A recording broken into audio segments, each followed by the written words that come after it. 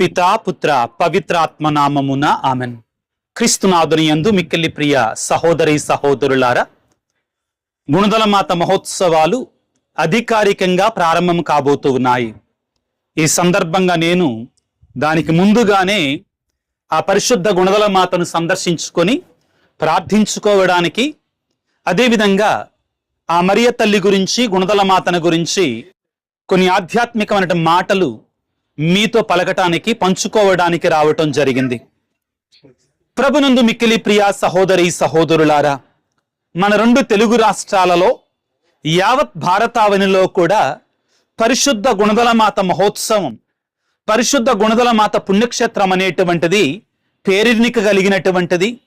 ఎన్నో వేల మంది, సంవత్సరం అంతా కూడా కొన్ని లక్షల మంది భక్తులు, కోట్ల మంది భక్తులు అని చెప్పవచ్చు, ఈ పరిశుద్ధ గుణదల మాత పాద సన్నిధిని చేరి ఆ తల్లి యొక్క మధ్యస్థ ప్రార్థన ద్వారా వేడుకొని ఆ దేవదేవుని యొక్క దీవెనలు పొందుకుంటారు. ప్రియులారా, మరియ తల్లి ఎడల మనకున్నట్టు భక్తి, మరియ తల్లి మనకి తన యొక్క మధ్యస్థ ప్రార్థన ద్వారా సహాయం చేస్తుంది అనే సత్యం బైబిలు ఆధారితమైనటువంటిది, బైబిలులో లిఖితపూర్వకంగా రాయబడినటువంటిది.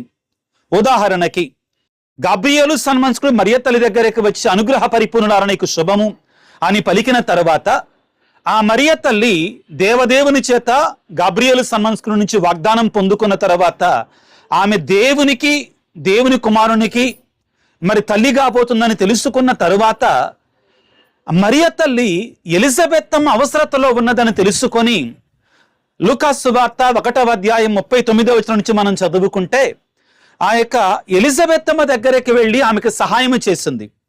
మరియ తల్లి ఎలిజబెత్తమ్మకు చేసిన సహాయం ప్రియులారా మానసికం అనేటువంటిది, అన్నిటికంటే ముఖ్యమైనటువంటిది. ఎందుకనంటే పిల్లలు లేరు అన్నప్పుడు, గర్భఫలము లేదు అన్నప్పుడు ఆమె ఎన్నో నిందలు అవమానాలు పొందుకుంది. దానికి తోడుగా వృద్ధాప్యములో, ముసలితనములో గర్భఫలాన్ని పొందుకుంది అన్నప్పుడు విచిత్రంగా చూస్తారు, బయటికి వచ్చే పరిస్థితి కాదు. కానీ మరియ తల్లి ఆమెకు ధైర్యాన్ని ఇవ్వడానికి ఆ యొక్క ఎలిజబెత్తమ్మ దగ్గరికి వెళ్ళటం జరిగింది. రెండవది ప్రియులారా, ఎలిజబెత్తమ్మ వృద్ధాప్యములో ఉంది. ఆమెకి సహాయం చేయటానికి ఒక తల్లి, ఒక స్త్రీ గర్భిణీగా ఉన్నప్పుడు, ఆ యొక్క బిడ్డను గర్భములో ఉన్నప్పుడు ఆమె శారీరకంగా చాలా బలహీనురాలుగా ఉంటుంది, శారీరకంగా కూడా ఎంతో సహాయం అవసరమై ఉంటుంది. కాబట్టి మరియ తల్లి ఎలిజబెత్తమ్మకి శారీరకంగా కూడా సహాయ సహకారాలు అందించటానికి వెళ్ళింది. నేను యెరూషలేము, ఇశ్రాయేలు దేశం వెళ్ళటం జరిగింది 3 సార్లు. రేపు ఏప్రిల్ 29వ మరొకసారి వెళ్ళబోతున్నాను. ప్రియులారా, మనకి తెలిసిన సమాచారం ఏంటంటే మరియమాత అక్కడ ఒక బావి ఉందండి, ఒక సెలయేరు, ఒక కొలంలాగా ఉంది. అక్కడ నుంచి ప్రతిరోజు కూడా ఎలిజబెత్తమ్మ కొరకై నీళ్లు మోసుకొని వెళ్ళేది. ఆ సెలయేరు, ఆ కొలను ఇంకా ఉందన్నమాట. ఆ నీళ్లు చాలా మంది తెచ్చుకుంటారు కూడా, చాలా పవిత్రమైన స్థలం. అక్కడి నుంచి మరియ తల్లి ప్రతిరోజు కూడా ఎలిజబెత్తమ్మ గారికి నీళ్లు అందించటం, ఇతర సహాయాలు అందించటం చేసింది అనేటువంటిది చారిత్రకమైన విషయం. అంటే ఒక స్త్రీ ఇంకొక స్త్రీ దగ్గరికి వెళ్ళినప్పుడు అవసరంలో ఉన్న స్త్రీకి, ముఖ్యంగా గర్భిణీ అనే స్త్రీకి ఏ విధంగా సహాయం చేస్తారో ఆ సహాయ సహకారాలన్నిటినీ కూడా మరియ తల్లి అక్కడ అందించటం జరిగింది. రెండవది, కానాపల్లి పెళ్లి ప్రియులకు దేవుని బిడ్డలారా, అక్కడ అవసరత ఏర్పడింది. ఎవరు కూడా మరియ తల్లిని అడగలేదు. యోహాను సువార్త 2వ అధ్యాయం 5వ వచనములో స్వయంగా మరియ తల్లియే యేసు ప్రభు దగ్గరికి వెళ్ళి, అయ్యా వాళ్ళకి అవసరం ఉందనని మరియ తల్లే చెప్పటం జరిగింది. అక్కడ మనకు ఒక వాక్యం కనబడుతుంది. వేరే బైబిల్ గ్రంథాలనైతే అమ్మా అది నాకేమి నీకేమని ఉంటుంది. గ్రీకు భాషను ఆధారంగా చేసుకుని రాయబడినటువంటి రోమన్ కథోలిక బైబిల్లో స్త్రీ అది నాకేమి నీకేమి అని పలుకుతాడు యేసు ప్రభు. ఇక్కడ స్త్రీ అంటే ఆదిలో దేవుడు సంతతికిని స్త్రీ సంతతికిని వైరము కలుగునని ఆదికాండం 3వ అధ్యాయం 15వ వచనములో దేవుడే స్వయముగా సాతానుతో పలికిన దానికి విరుగుడుగా ఇక్కడ యోహాను సువార్త 2వ అధ్యాయంలో ఆ యేసు ప్రభు మరియ తల్లిని స్త్రీ అని సంబోధించటాన్ని మనం వింటాం. తద్వారా ఆదిలో ఏవమ్మ అవిధేయత ద్వారా, ఏవమ్మ పాపము ద్వారా ఈ లోకానికి శాపం వచ్చినటువంటి విధంగా ఉంటే, ఈ మరియ తల్లి యొక్క విధేయత ద్వారా ఈ రెండవ ఏవైనట్టు మరియ తల్లి ద్వారా మనకు దేవుని యొక్క కృప సహాయం అందుతుంది అని మనం తెలుసుకుంటాం ప్రియులారా. ఈ రీతిగా మనం బైబిల్ గ్రంథాన్ని చూస్తే మరియమాత మనందరికీ కూడా సహాయం చేసేటువంటి తల్లిగా ఉంటుంది. మరి ముఖ్యముగా సిలువ చెంత మరియ తల్లి ఉండడం ద్వారా మరియమాత మనందరి కూడా తల్లిగా ప్రసాదించబడింది. ఆ మరియ తల్లే స్వయముగా ఆ యేసు ప్రభువును దేవునికి మొట్టమొదటి దివ్య బలి పూజలో సమర్పించి ఆమె ఒక గురువుగా ఉండి మనందరి కొరకై యేసు ప్రభువును దేవునికి సమర్పించినటువంటి ఒక యాజకురాలుగా మనకు కనబడుతుంది. అదేవిధంగా చరిత్రలో మనం చూస్తే ప్రియులారా, ఎన్నో పుణ్యక్షేత్రాలలో మరియ తల్లి దర్శనాలు ఇవ్వడం ద్వారా, ముఖ్యంగా వెలంగనీలో, మన భారతదేశంలో ఉన్నటువంటి వెలంగనీలో మరియమాత 3 ముఖ్యమైన అద్భుతాలు చేసింది. మొదటిది, ఆ యొక్క నావికులు ప్రయాణమై వస్తూ ఉండగా శ్రీలంకకు వెళ్ళవలసినటువంటి వారు పెద్ద తుఫానులో చిక్కుకున్నారు. ఆ సమయంలో వాళ్ళు క్రైస్తవులు, కథోలికులు కాబట్టి ఆ ఓడలో ఉన్నట్టు మరియ తల్లి స్వరూపం దగ్గరికి వెళ్ళి వారు కన్నీటితో ప్రార్థన చేయగా, మమ్మల్ని ఒక దరి చేర్చమ్మా, అక్కడ మీకు ఒక మందిరాన్ని కట్టుతామని చెప్పారు. అక్కడ మరియ తల్లి వెలంగనికి తీసుకొని రావటం జరిగింది. రెండవది, వికలాంగుడైనటువంటి కాళ్ళు లేనట్టు మధ్యగా అమ్ముకునే కుర్రవాడికి ఆ మరియ తల్లి లేచి నడవమంటం గొప్ప అద్భుతం జరుగుతుంది. మూడవది, ముచ్చటిగా మతి ముఖ్యమైనటువంటిది, పాలు తీసుకొని వెళ్ళేటువంటి యజమానుడి దగ్గరికి, జమీందారు దగ్గరికి పాలు తీసుకొని వెళ్ళేటువంటి కుర్రవాడి దగ్గర నాకు పాలివ్వు, నాకు మా పిల్లవాడికి పాలివ్వు అని కనబడి మరియ తల్లి అడగటం ద్వారా మరలా ఆ పాలకొండ పొంగి పొరలింది. తద్వారా వాళ్ళు కూడా మారు మనసు పొందుకునేటట్లుగా చేసింది. చరిత్రలో జరిగినటువంటి ఈ అద్భుతాల ద్వారా, బైబిల్లో ఉన్నటువంటి లిఖితపూర్వకంగా మనకిచ్చిన ఆధారాల ద్వారా మనకు తెలిసేది ఏమిటి అంటే, మరియమాత మనందరికీ కూడా సహాయం చేసేటువంటి నిత్య సహాయమాత, క్రైస్తవుల సహాయమాత. మన తెలుగువారు చేసుకున్న పుణ్యం, మన తెలుగువారు కట్టుకున్నట్టు పుణ్యం, అదేవిధంగా అదృష్టం ఏమిటి అంటే, మన కోసం ఆ గుణదల మాత ఈ గుణదల కొండపైన మన కొరకై వేచి ఉన్నది ప్రియులారా.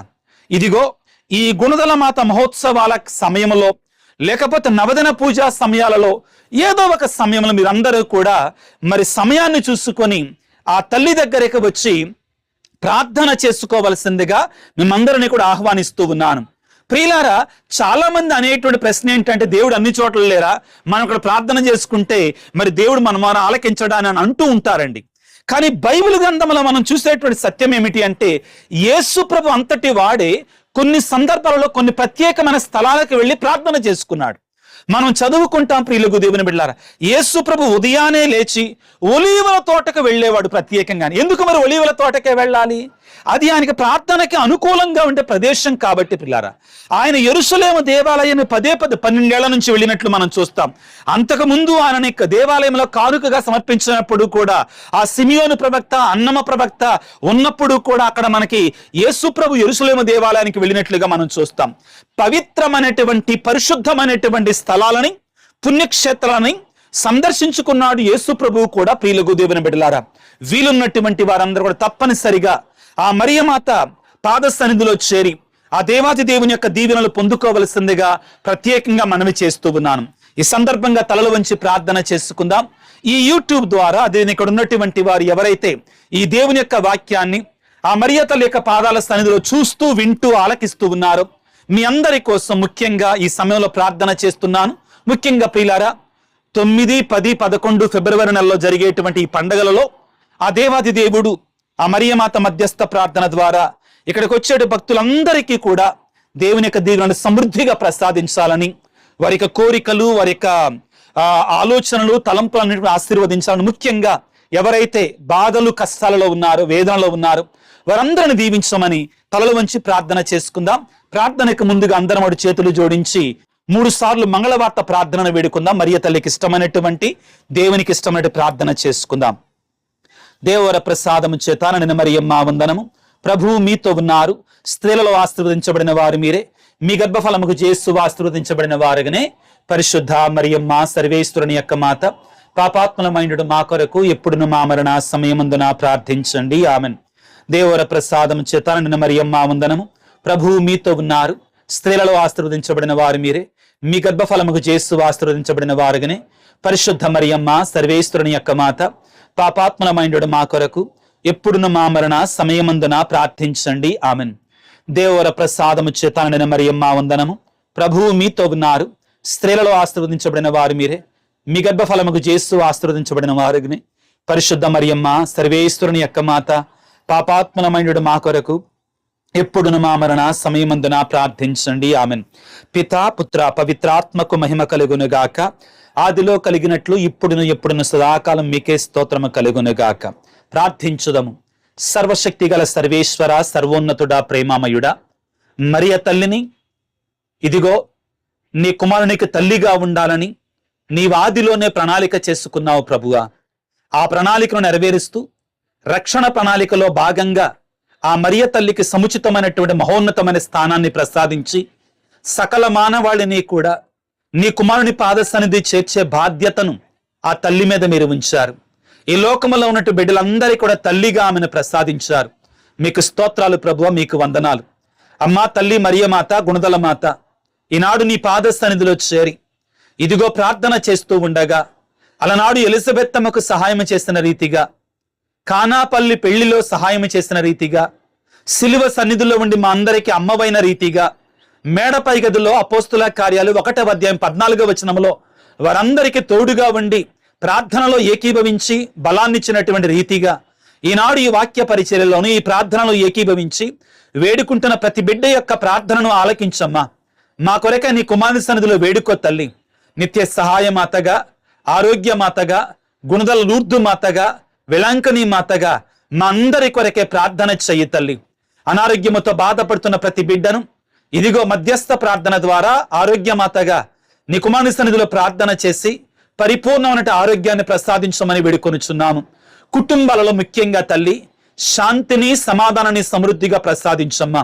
ప్రత్యేకమైన రీతిలో ఎవరైతే వివిధ తలంపులతో, ఉద్దేశాలతో మా కొరకు ప్రార్థించండి అని అడుగుతున్నారో వారందరి తలంపులు, ఉద్దేశాలు, కోరికలను నీ మధ్యస్థ ప్రార్థన ద్వారా, నీ శక్తి కలిగినట్టు ప్రార్థన సహాయము ద్వారా ఆశీర్వదించి అనుగ్రహించి దీవించమని మనాథుడైన క్రీస్తు ద్వారా వేడుకొనుచున్నాము తండ్రి. ఆమెన్. ప్రభువు మీతో ఉందురుగాక, మీ ఆత్మతో ఉందురుగాక.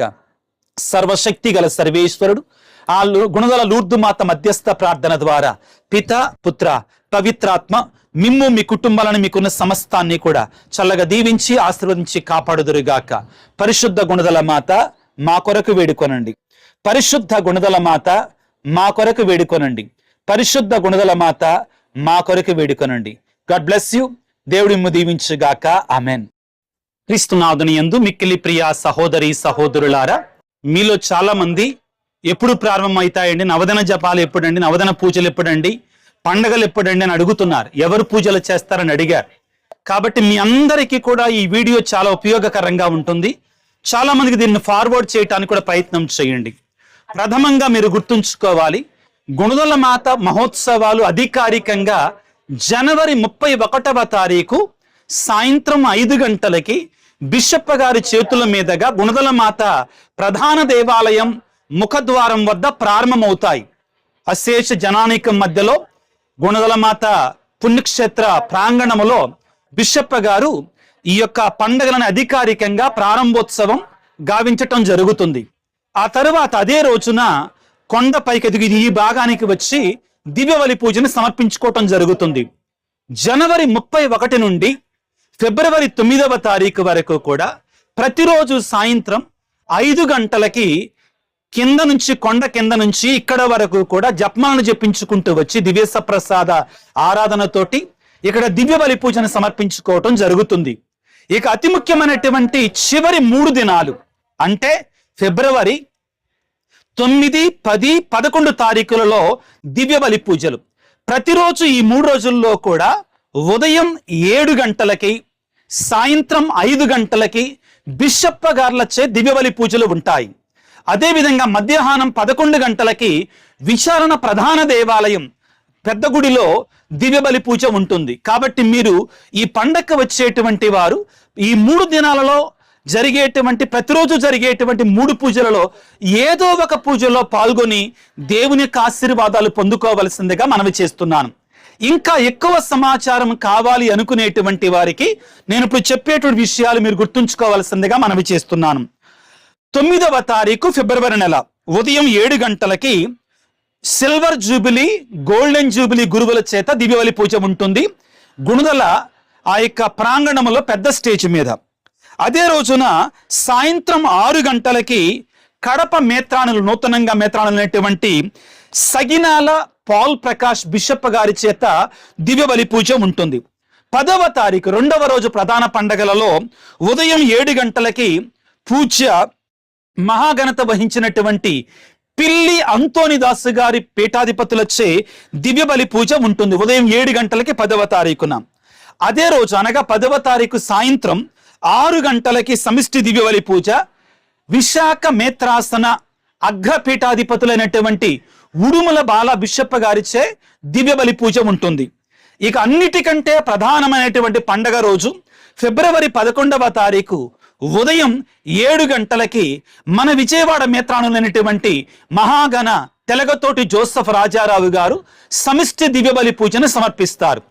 వీటన్నిటిలో కూడా పాల్గొవలసిందిగా మనవి చేస్తున్నాను. వీటన్నిటితో పాటుగా ఈ 3 రోజుల్లో ప్రతిరోజు కూడా మధ్యాహ్నం 11 గంటలకి విచారణ ప్రధాన దేవాలయంలో దివ్య బలి పూజ ఉంటుంది. ఇది మాత్రమే కాకుండా ఈ 3 దినాలలో కూడా అనుక్షణము కూడా అనేక ఆధ్యాత్మిక కార్యక్రమాలు ఉంటాయి. వీటిలో పాల్గొని ఆ మరియ తల్లి యొక్క మధ్యస్థ ప్రార్థన ద్వారా దేవదేవుని యొక్క దీవెనలు పొందుకోవలసిందిగా మనవి చేస్తున్నాను. చిన్న ఆశీర్వాదముతోటి ఈ సమాచారాన్ని ముగిస్తాను. ప్రభువు మీతో ఉందురుగాక, మీ ఆత్మతో ఉందురుగాక. ఆ గుణదల మాత మధ్యస్థ ప్రార్థన ద్వారా సర్వశక్తి గల సర్వేశ్వరుడు పిత పుత్ర పవిత్రాత్మ మిమ్మందరిని చల్లగా దీవించి ఆశీర్వదించి కాపాడుదురుగాక. God bless you.